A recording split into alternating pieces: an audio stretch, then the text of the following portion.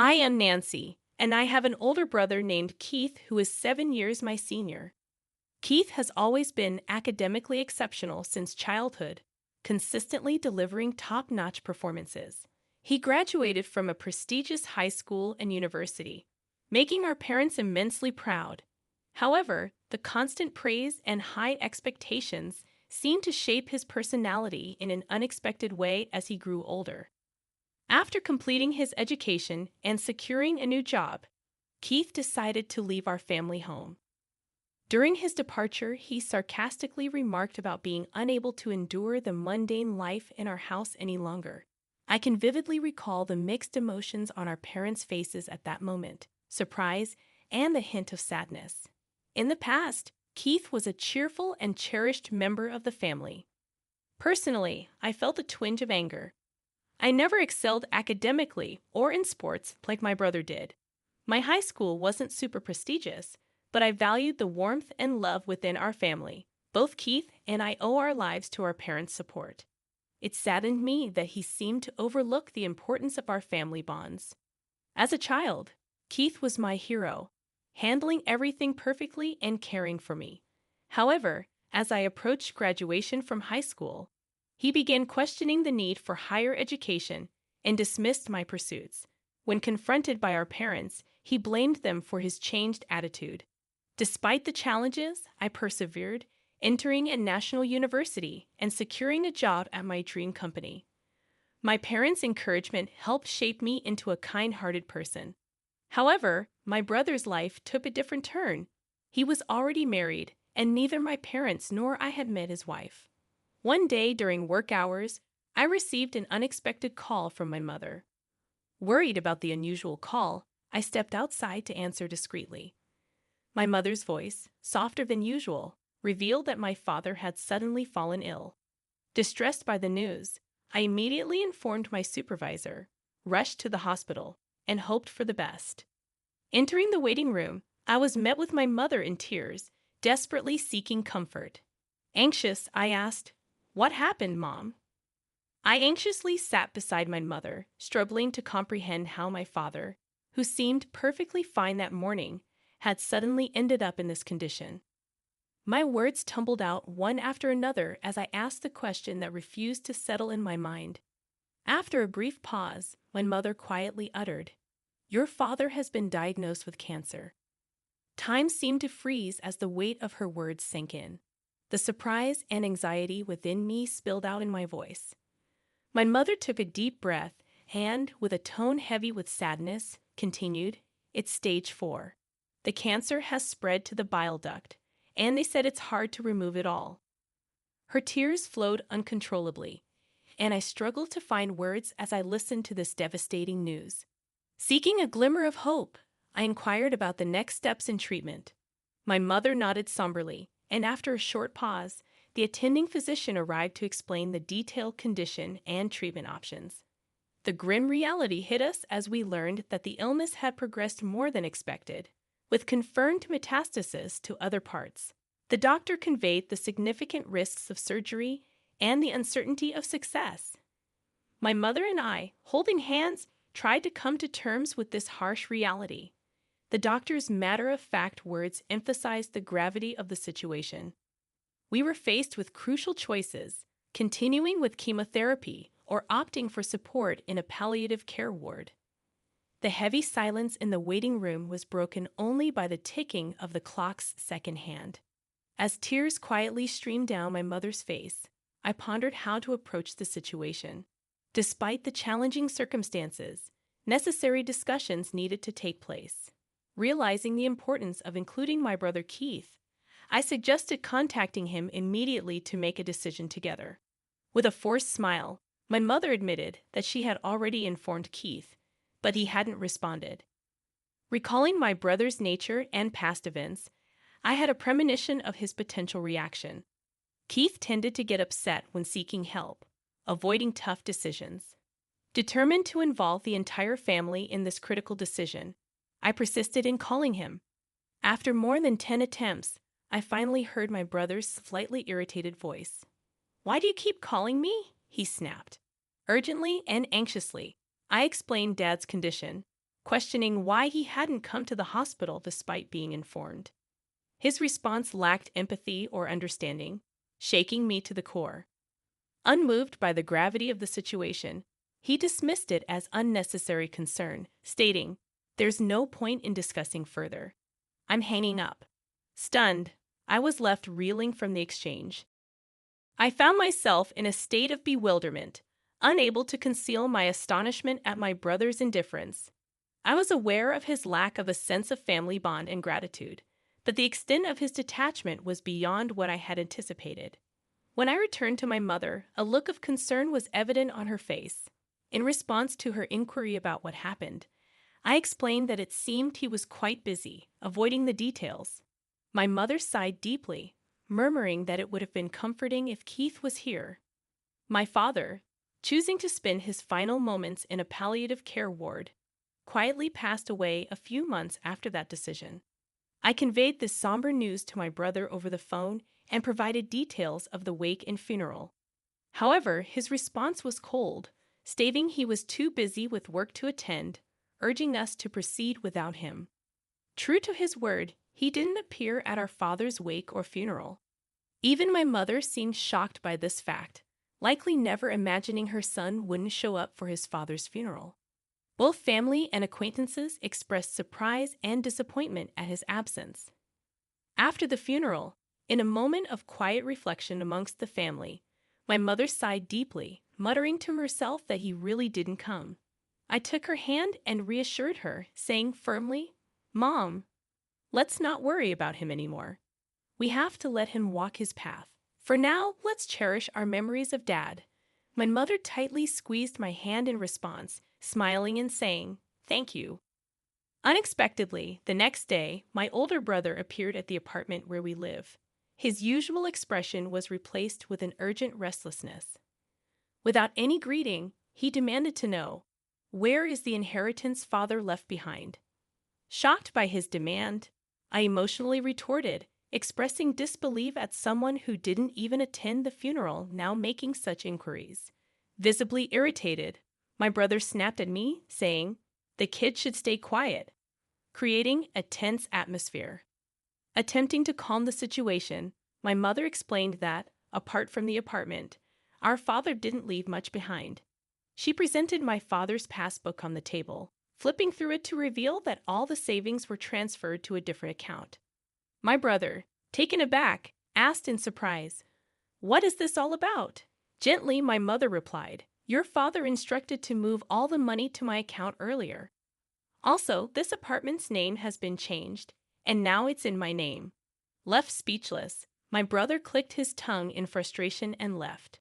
Watching his departing figure, we were once again filled with admiration and gratitude for our father's foresight and his plan to protect the family. A few months later, my mother unexpectedly fell and was rushed to the hospital. The family was filled with shock and concern upon learning that she had pneumonia in a more advanced stage than initially thought. Despite feeling relieved when she was diagnosed with a minor cold at a small clinic, detailed examinations at a major hospital revealed a much more severe condition with only about 3 months to live. Hearing this news left me at a loss for words. I found it hard to believe, especially considering how healthy she appeared.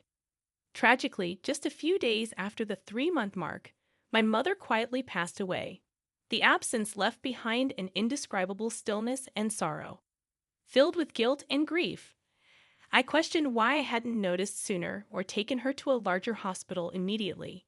Even after learning about my mother's pain, my brother showed no signs of coming to our house. My aunt, my mother's sister, and I handled the arrangements for the wake and the funeral. Understandably, it was a significant shock for my aunt that my brother didn't appear at our mother's last rites, just as he hadn't for our father's. Although my aunt was extremely outraged, I felt that expecting anything or saying anything to my brother was meaningless, recalling his past actions. However, a few days after the funeral, as my aunt and I were sorting out the heirlooms, my brother appeared again, accompanied by his wife, whom we were meeting for the first time. "Where's Mom's inheritance? She must have left something, right?" My brother brought up this question from the beginning. I was both shocked and dumbfounded. My aunt, equally stunned, stared at him in disbelief. The most astonishing thing was that beside my brother stood his wife, my new sister-in-law, who neither met our eyes nor greeted us, just standing silently next to my brother. Even more shocking was that my brother did not even visit our mother's grave. Brother, please at least pay your respects to our parents. At the very least, visit Mom's grave, I said calmly, with a sneering laugh. My brother responded, "Does that even mean anything?" He quickly followed with, "By the way, how much of Mom's inheritance is left?" At that moment, May's expression changed drastically. In a voice filled with anger, contrasting with her usual warmth, she sternly admonished Keith, "How can you think of such things at a time like this? Nancy is managing the funeral on behalf of both of you, putting in all her effort. Shouldn't you act with a bit of gratitude, thinking of your parents?" Ignoring our aunt's anger, my brother responded dismissively, "Auntie, it's none of your business. Don't interfere." With these demands from my brother and sister-in-law, the atmosphere in the room became cold and tense. Behind my brother, my smiling sister-in-law said, "Of course, I remember your name, Nancy. Do you plan to keep all of your mother's inheritance for yourself?" "Sorry, but we can't allow that. This apartment is so lovely. I think it's perfect for us." I never imagined that my brother and his wife would say such things. "Why should I have to leave for the sake of both of you?" I asked, my voice quivering. While twirling her finger, my sister-in-law continued, "This apartment has just been renovated, and its location is amazing. It's close to the station, and there are plenty of shops, so we'll be living here." At the peak of my anger, I confronted my big brother, asking, "All you care about is the inheritance. What are you thinking?" Unable to hold back, I raised my voice, turning away. My brother let out a heavy sigh. Such vulgar behavior. "Do you think raising your voice solves everything? We'll be back here in 3 days. Have everything ready to move out by then." With those words, their intentions became crystal clear. A mix of my anger and sadness bubbled up, and I couldn't stop my tears from flowing. But this wasn't just a one-time event. I had to think about what to do next. Determined, I wiped my tears, and my aunt gently tapped my shoulder, handing me a letter. The delicate handwriting of my mother adorned the envelope's surface. "What's this, Auntie?" I cautiously opened the envelope, my aunt explaining, "Your mother entrusted this to me for a just-in-case scenario. She told me to give it to you at the right moment." Tears formed in her eyes as I unfolded the paper inside. My mother's beautiful handwriting filled the page. "To my precious Nancy, if you are reading this letter, it means I'm no longer in this world. I'm truly sorry for our parting," it began. A warmth filled the back of my eyes, tears beginning to flow. The letter continued, "You might have Keith visit the house concerning the inheritance, but don't worry, everything that your father handed down to me is now yours." I was at a loss for words, unaware that my mother had thought this far ahead and prepared everything in advance. The letter expressed her apologies for leaving me alone suddenly, but mentioned she was at peace, having witnessed how much I had grown into a wonderful person.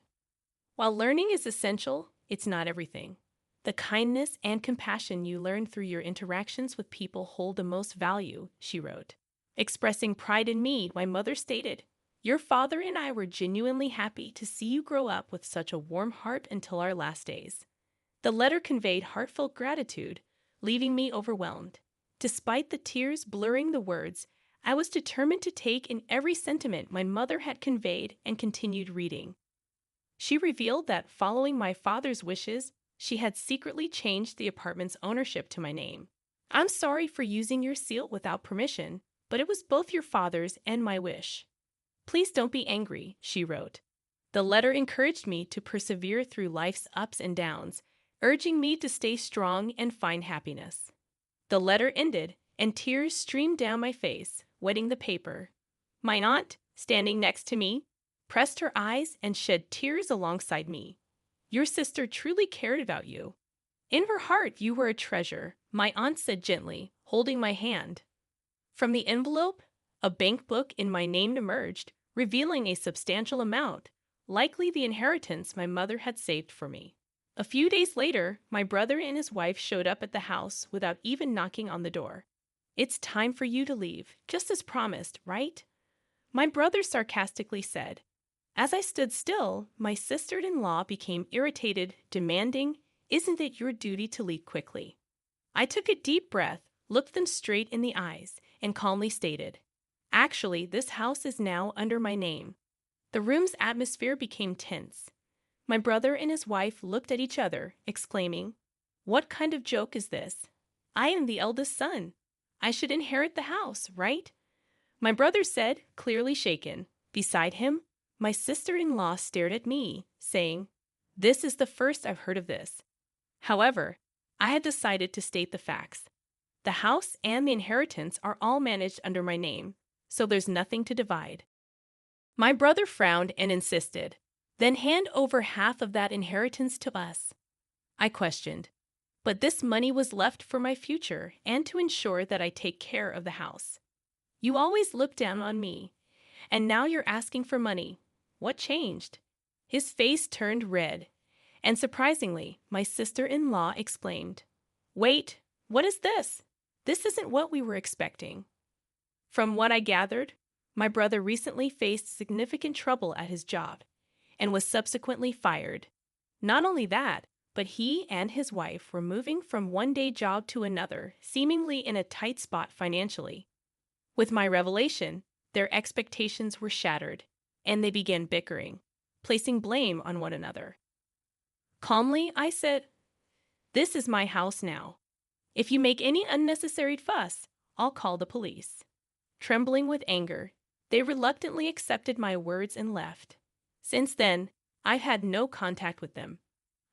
I deliberately deleted all their contact details and began a new life in this apartment, my treasure filled with memories of my father and mother.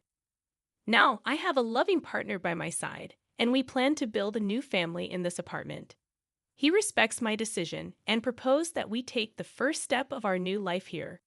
Our future is bright, and I want to pass on the warm love my parents gave me to the children